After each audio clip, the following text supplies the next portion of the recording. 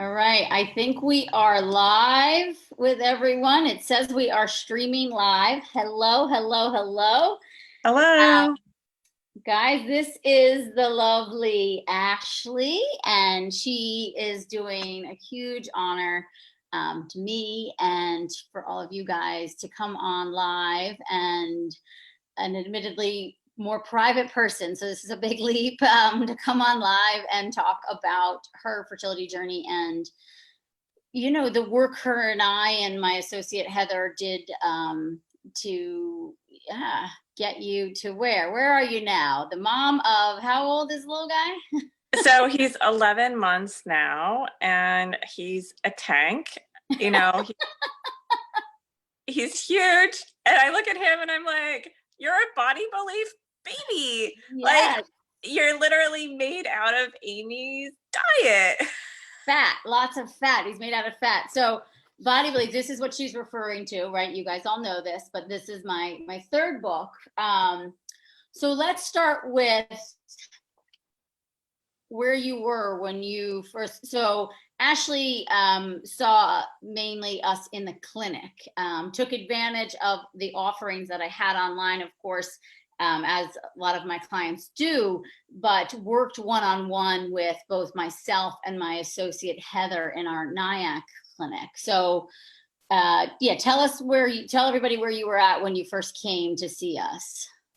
I was an absolute mess because I had just I just discovered I had a chronic infection that had been with me for 10 years, which and I had just gone on crazy antibiotics for I think 50 days to get over that. And Heather saw me and my tongue was so white and right. And infections, I remember all this. Yeah.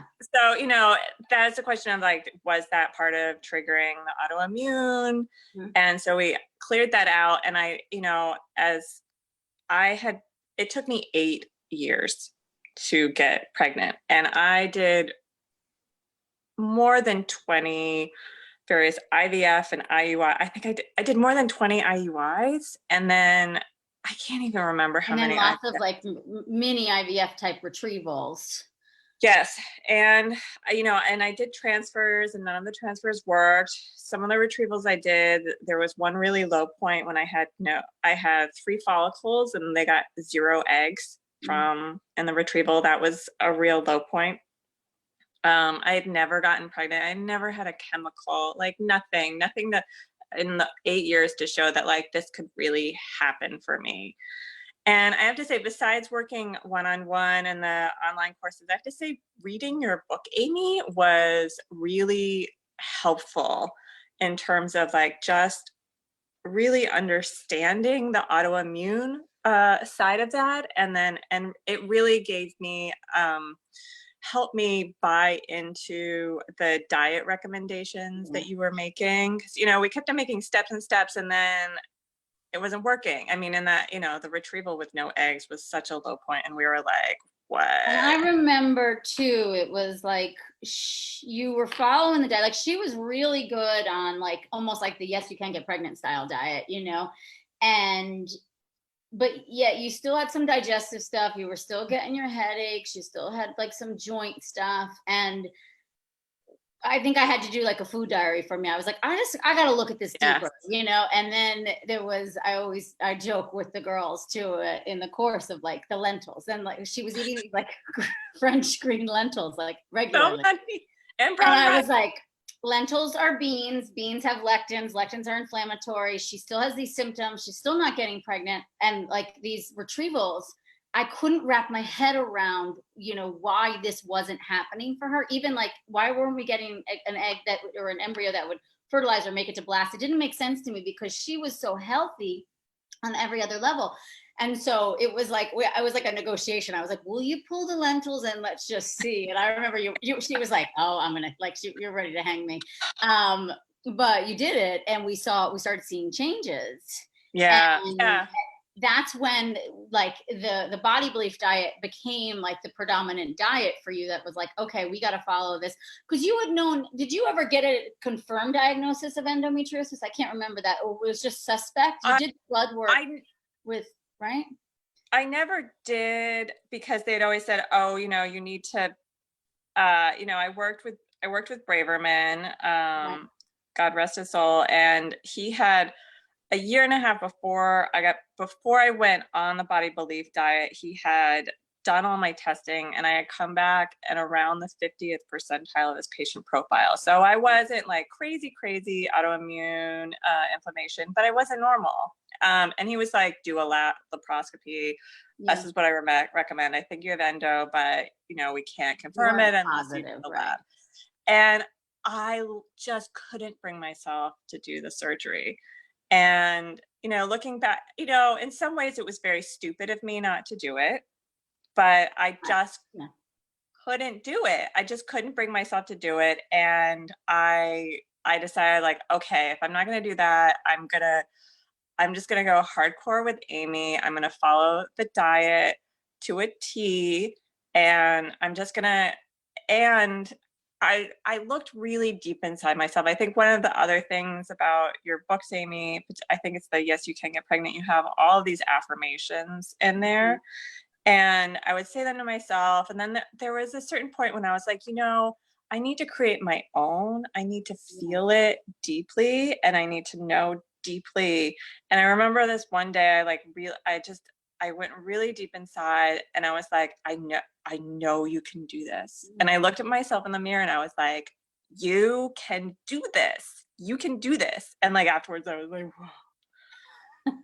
And I was like, I'm not going to give up on this. Like I was 41 at that point. I was like, you're looking down like the tail end of this ride. It's been 8 years. And I was like, I know I can do this. And it was really intense, Yeah. but just to keep going after it. Yeah. And I'm so grateful that I did. Yeah. And Because we, you committed, it was like a year, it was like at least 12 months on the diet, right? Before you got yes, naturally pregnant. And that yes. is the thing. Like, I want to just add something to that surgery conversation. I would say, though, like, be easy on yourself. Obviously, you're where you're supposed to be, and everything did work out. That's what I see, though, clinically. It's like there's either a hell yes or a hell no to surgery, and I support my girls whatever way they want to go. And it is cases like yours, and I have had a few others similar to yours, that what I say to the girls is like, okay, if you don't want to do the surgery, that's fine. We can do this. It's just going to take a little longer, and you're going to have to, like, it's like a year on the diet. And then I don't know what it is. There's these changes that happen, So I mean, I guess it's just the level of inflammation just gets low enough, and then the pregnancy can happen. So to know that too, that I don't think surgery is the only option that you can get there. I do think surgery can get you there maybe faster, but to trust your instincts, for you, that wasn't the right path, Yeah. and it's okay. Yeah. Right. And I think that like really, really trusting in yourself and your path. And, I had to say, like, I was doing many natural IVFs at the point I had like given, because the medicated ones, I wasn't getting to 5-day blasts. Yeah. Um, I had backed up and been like, okay, maybe I need to go for 3-day freeze, something, because this isn't working. So my record up into getting naturally pregnant was dismal, Yeah, you know. it was. I'll agree. Every time that she would go for these retrievals, and it'd be like, I mean, remember we got like one or two, a couple times we got one, and then it like didn't make it to blast, and it just was, we were racking our brain. And I always remember too, it was like the month before you got pregnant. You sent me this spreadsheet of your vitamins, and you were like, she was kind of like, enough is enough. Like, I am on all these supplements. I'm spending so much money, and I remember like we sat down and went through it, and I was like, I kind of don't really know where to cut. I feel like we figured out something. Like, we came to Vitamin C. You were like, you could drop the vitamin C if you wanted. That's kind of it. And then it was the next month, but that also too, right? Tell us about that experience, that cycle. That was, that wasn't, so I decided to do another natural IVF, so no meds, just going in and retrieving one. And this was the third natural one I had done. And I was at a clinic where it's not the same doctor looking at your stats every for every monitoring. So I felt like I needed to really learn even more about, you know, what's my LH, what's my estrogen at each level. I mean, like, you know, each step of the way, some of us choose to get more and more educated. I am fairly educated. I'm not like, you know, there's a lot of girls out there who are so educated on this, and I'm sort of in the middle-ish, but so I started learning more because I felt like the doctors weren't really paying attention, frankly. Yeah. And so I saw this thing that my LH was rising early, which evidently is a thing for women in their 40s, that your LH starts rising early. And it was happening for the third time. And I had learned over the time to keep my own records of of all of my monitoring, so I wouldn't have to request my medical records from any doctor, which is it's helpful in this long It's process. helpful for us too, right? Because we would be able to, like, in real time, to remember and compare cycles and stuff. So that was always so helpful. It's really helpful. So I was like, you know, this is the third time I'm seeing my LH rising again. You know, the last two times we've gotten an egg, but it hasn't made it to blast. Maybe I should just cancel this, because the doctors are saying that we need to retrieve it when it was still pretty small. I think, I can't remember, but it's something like 14 or something, I think. Yeah. So fairly small. You know, so I was like, let's just cancel this. This isn't worth it. Maybe I need to do a reset. But then I did ask the doctor, I was like, you know, when, you know, we're going to try naturally, when should we go for it? And she said every day. She was like, Friday, Saturday, Sunday, you should do that. My husband is, I can't say that part, but like, anyway, we only did it once. Yes. We only did it once. We did it on Saturday, and it was like, and that was, and then, you know, about 14 days later, I'll never forget. It was like the one strip when it was like the faint line, and then we have that picture and we use it on social where it's like all the strip tests. That's what she had, and it was just like the line just got slowly darker and darker and darker. And yeah, I remember where I was when I got the news. Like, I mean, I like fell back in my chair. I was just like crying. I'm like, what? It was the best news ever. It was amazing. And, you know, and I have to say, it was a real, like, we had gone out and had a really fun time that night. And I was like loopy and fun. Like, I had been cackling and like yelling at a comedian so before, you know, so I have to say, like, being yourself, I think, you know, like, and letting yourself be yourself was, I have to say, I was very much myself in the moment when we allowed it to happen and we were blessed with it. So, and I should say one other thing about this, which is, like, listen to everything Aimee said.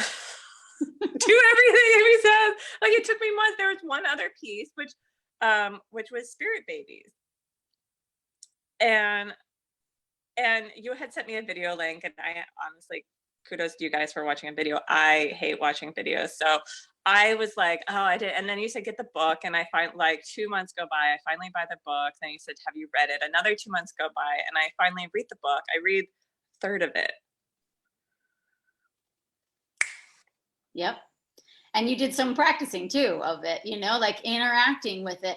Because that was something, right? I mean, we could talk about that a little bit too, of like the emotional shift that did happen. Because I mean, when we first met, yeah, you were pretty broken by the process, you know, and by the recurrent infections and just like getting yourself back. And then there was this, like, I think too, as you were on the diet and your body started to feel better and you had less symptoms, it was like you started to just, I don't know, get more confident in your body, maybe is a good way to put it. And that's like the emotional piece. I feel like, I don't know, there was more peace in you. I remembered like feeling that way, just like things were shifting, you know. Things were shifting. And yeah, I mean, and maybe some, you know, as an out, you could feel that more than me, you know, because when you're living it, and it really like, this whole process has really got, you know, it's like this deep questing process for us. Like this is like such a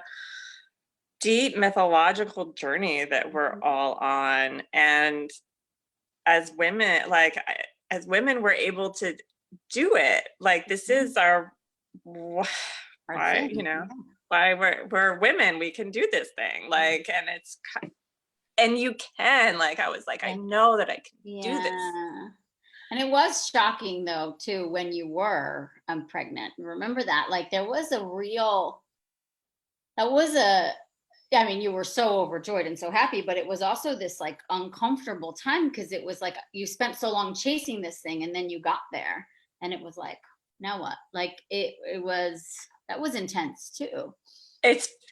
It was very intense. And I have to say the shedding of all of the, and I can't say I've done it all, but a lot of the defenses that I had to put up over the years was really hard. Like the first time I was invited to like a mom's group in the local town. That's what I remember. Was so like, I just like, I felt like on a cellular level, it was so hard for me to like finally be in this group that I had literally been excluded from for almost a decade. Yeah. So, yeah, it's quite the journey. And I, you know, one other thing I would say is that this journey, I mean, not only, you know, for so many women, this question of like, when you're in the journey, it's like, do I really want the kid? Is it so worth it? And I'll say, yes, for me, but maybe not for everybody. But I'll say the process of working with you, Aimee, has been so healing in terms of like, you know, in terms of, I do have an autoimmune condition. It's expressing itself at this way at this stage of my life. And I want to make sure that I'm managing it now so that I'm putting myself in a healthy position, particularly in my 70s, 80s, 90s, and 100. Or just even to be running around with your child in 10 years, you know, because like you're going to be at like soccer games in 10 years, you know, and I agree. I mean, that was always like my favorite thing about working with Dr. Braverman and his clients too, was that's what he said to me. He was like, you know, I can help with the getting pregnant and staying pregnant piece. What I need you for really is like, of course, that diet piece to help them get and stay pregnant, but we have to help them manage their autoimmune condition so they can enjoy their children. Like that was, you know, I mean, for those of you that knew of him or worked with him, you know, that's what made him such a beautiful, so many things, but such a beautiful soul, because he actually cared about your future with your child, not just like, oh, I get to tick the box that I have another success, you know, and that was, you know, I mean, especially with you and I, Kate, I mean, we still talk about that, you know, it's like, that's what it is all about, is it's like managing health and vitality. And like even the previous live that I did earlier today, I mean, that's what Kathy was saying, that like everything, this isn't just about getting pregnant. This is a whole life overhaul. And, you know, that she feels better now. Like she's pregnant right now at 44, 25 weeks pregnant at 44. And yeah, 5 losses, totally like didn't actually work with Braverman, worked with Dr. Quack Kim only because where she lives, but did a consult with Braverman. Body belief diet, same thing, you know, had autoimmune stuff, you know, has autoimmune stuff. But she's like, she's a 5-year-old and she's like, I feel so much better in this pregnancy than I did at 39 pregnant, you know, because of all the work and the emotional stuff too. It was same, like the spirit baby stuff changed her game, you know, and just the support that she got. She was in the online group, you know, using the support system in there, you know. Ashley and I had the luxury of getting to see each other, and that's, you know, and her seeing Heather regularly. So it's like, that's where the support came in, you know, for you, but it was like these other people on your team fighting for you and pulling for you. And yeah. And you had a great pregnancy, I felt like, right? I can't remember. I feel like you did. Yeah, I mean, I really did. Like it worked, like everything worked, like the kid was great. Like I mean, what a blessing. I mean, like came out, and yeah, like what an amazing ride. I mean, and all, like after so much failure, to have your body working is amazing. It is. It's amazing. It's amazing. Um, and so, yeah, so I guess what are some like closing thoughts that you have? I mean, there's girls out there, right, that are 4 years into this journey, maybe getting close to 6, 7, 8, like you, fertility treatments that were failed, doctors that don't believe in them. Um, yeah, what gave you the notion to keep searching, I guess, or keep looking?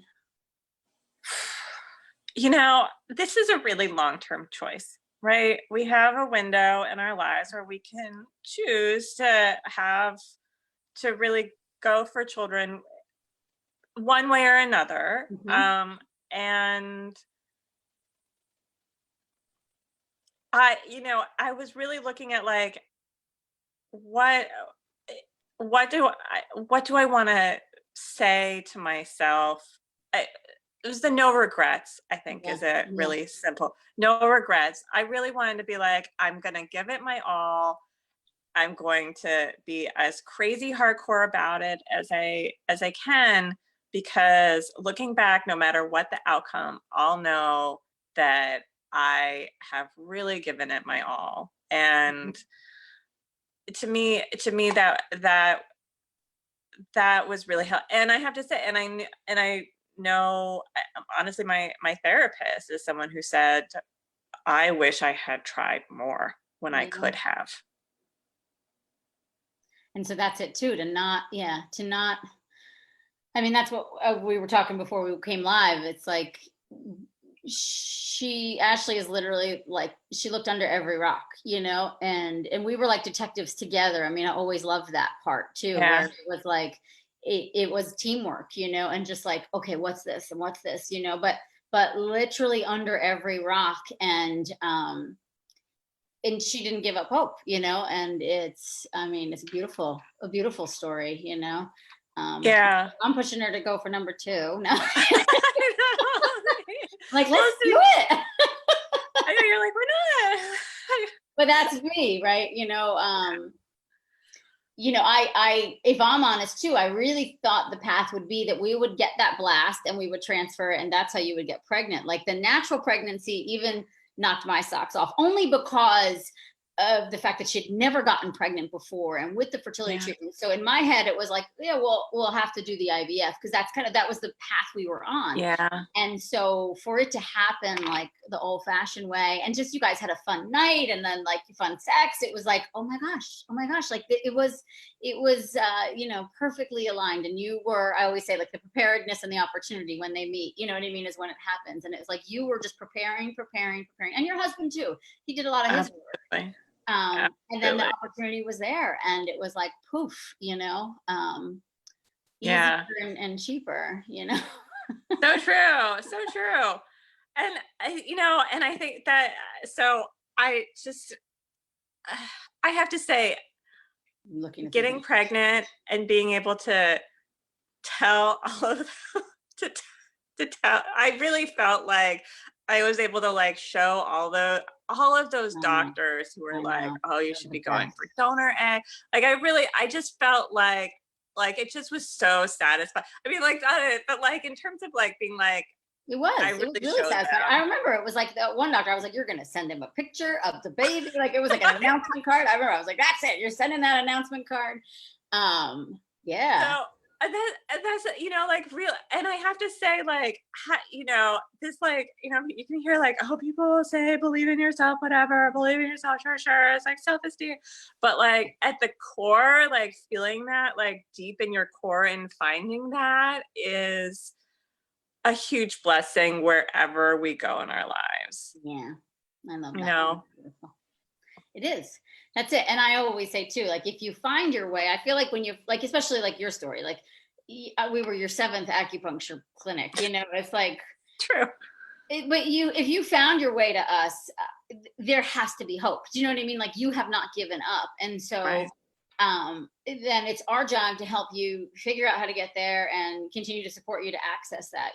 And so that's it too. Like you might not have the I totally believe in myself or I can do this that you got to, but you could get there.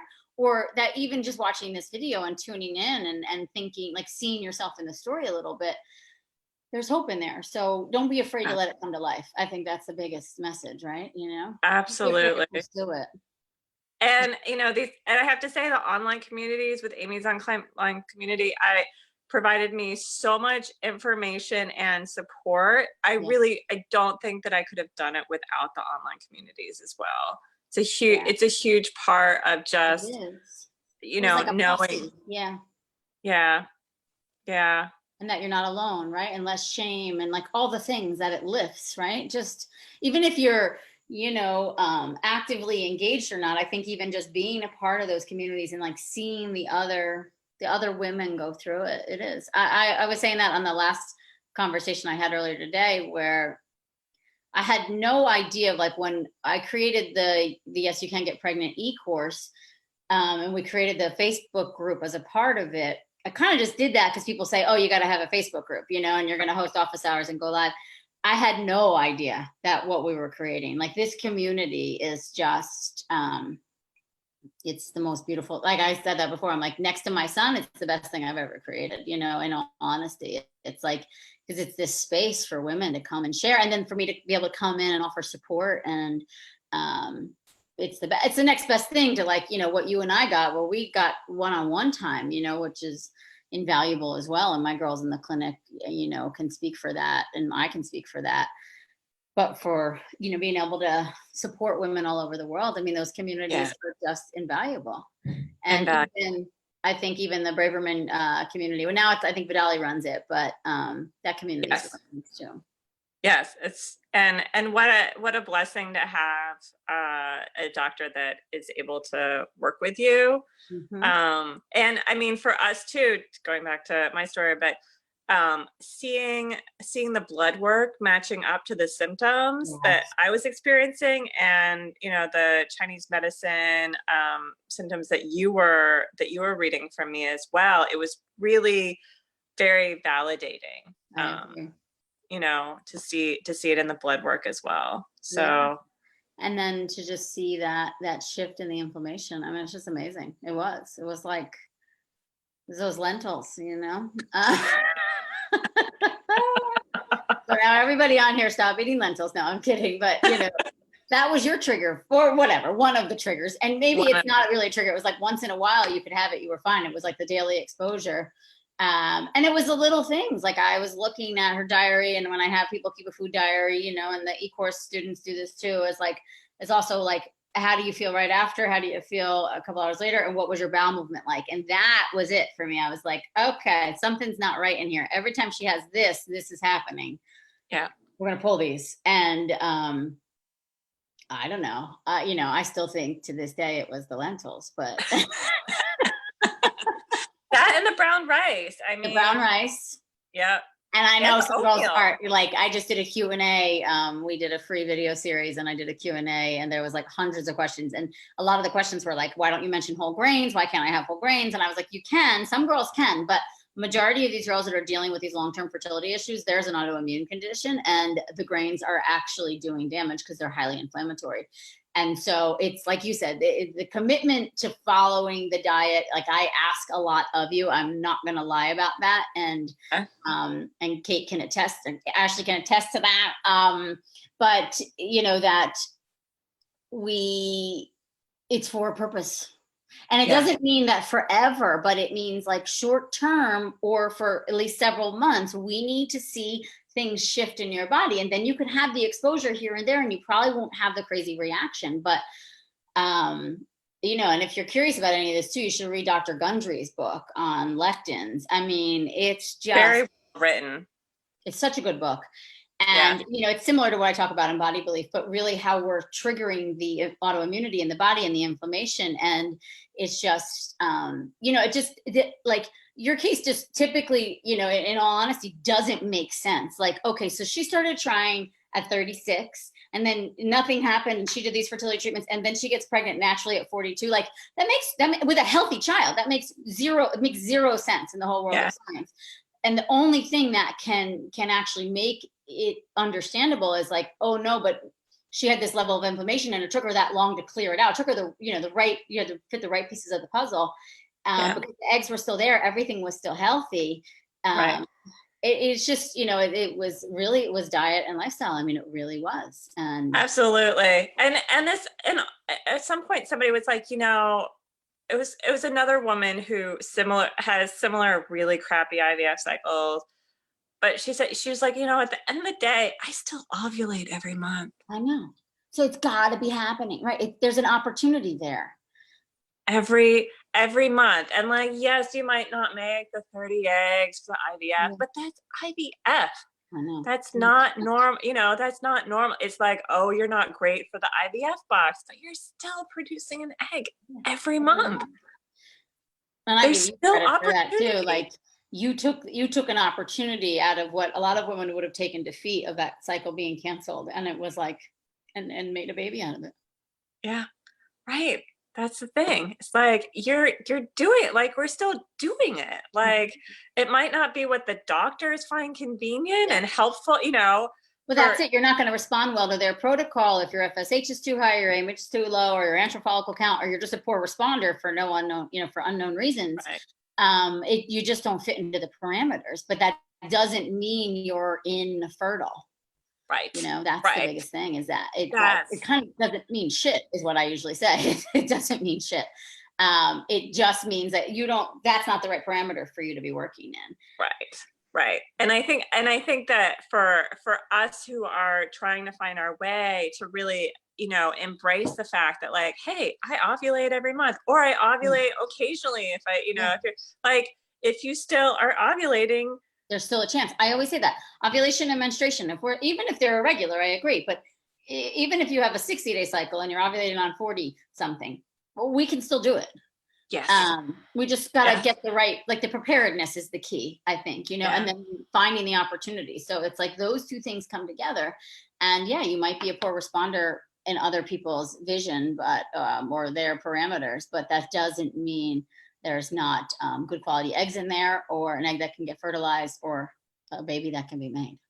Right, because that's the other thing. Like, the doctors don't really know whether it's good quality egg or what. Like, they have no idea. Yeah, they have no idea. It's disgusting. Like, I had another, the LH was going up. Does that affect the quality of the egg? Evidently not. Yeah, evidently not, because he's perfect. Yeah, he's perfect. So, I think you could, all this data is helpful, but it doesn't tell you that you're bad. Yeah, there you go. Amen to that. Okay. It's just helpful for you to find.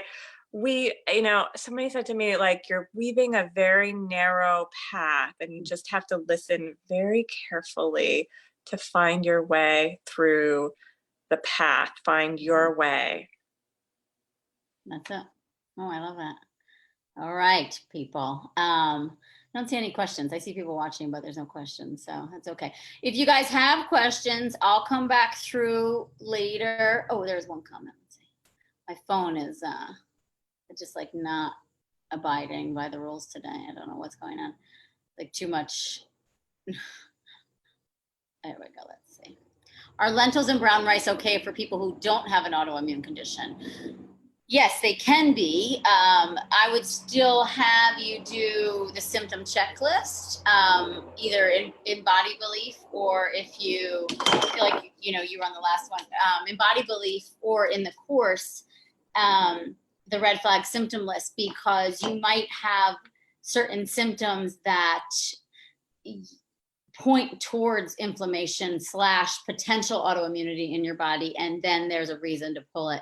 And then, as I was saying on the last live earlier today, that if you've been at this for a while and are following the same diet, like a gluten-free, dairy-free diet, soy-free, and that's kind of the extent of it, and it's still not happening, then I think we need to up the ante. And that's kind of what we did in the clinic, you and I, where I was just like, I just slowly pulled things from her instead of like throwing her right in. And so that's something to think about too, Melissa, is that like, it doesn't have to be all in right away, but just this like slow uncovering and listening to your body. And we could do a food diary and things like that to help you understand how you are reacting, but it could be playing a role.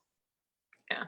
Yeah, and I would say for me, this going cold turkey was too hard to just literally figure out what I was going to eat. It was really helpful to go step by step in terms Yeah. of changing the diet. And then once I was there, once I was fully on the body belief diet, I have to say when I was in the first trimester, we added back in tahini, and Right. I had this That's crazy. episode where I had huge congestion and my blood work showed this huge spike, and I was on 20 milligrams of Yeah. prednisone, and it showed that like the prednisone was not enough, Yeah. To and how manage. strong the food Reaction was. was for in That terms of taught me so reaction. much because here I think like, oh, even if you're on the steroids, then you could probably have a little like cheat here and there. And that was such a crazy reaction that you were on the prednisone and yeah, your whole body just reacted, and it was like, okay, we gotta pull that, because that was part of your diet too, regularly when you were trying. So Yeah, every day there was this low level of inflammation that just wasn't allowing things to happen the way they should. So whether or not you technically have an autoimmune condition that was diagnosed, I mean, I don't even think you actually have a diagnosed. We just have all these little symptoms that kind of but add up to yeah, autoimmunity in the body, but she doesn't have like a diagnosed autoimmune condition like Hashimoto's or something, or even the endo. It wasn't confirmed no diagnosis. We firm. suspected based on blood work, and maybe the fact that how long it took her to get pregnant. So we suspect that it took us that time to clear up the endo, but we don't know for sure. Now we don't. And it's gone now if it was there, because babies clear it right out. They're the best. They're the best treatment for endo. Oh, good to know. Yeah, they are the best treatment for endo, because the pregnancy shuts everything down, and then delivery, you literally like turn the whole place over inside. Yeah.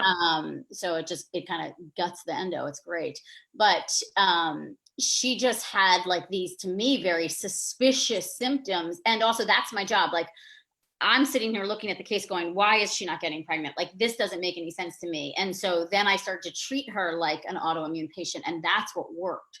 Right. So it's a case by case basis for sure. And, but that's my favorite part of my job, is the detective work. That's my favorite part, that and Right. the emotional, spiritual stuff. That's my favorite part. Yeah. So it was just peeling back, and that's what worked for Ashley, and everybody's different, of course. So. Right. Right. All right, guys. I'm going to let you go and get back to your family on this Sunday. I appreciate it so much. And okay, guys. So if you have any questions, I'll cruise through later and answer them. And I'm going to say ta-ta for now. So goodbye. Okay. So great talking with you, and I sending all my love to all of you. Thank you, my love. Okay, we'll stop.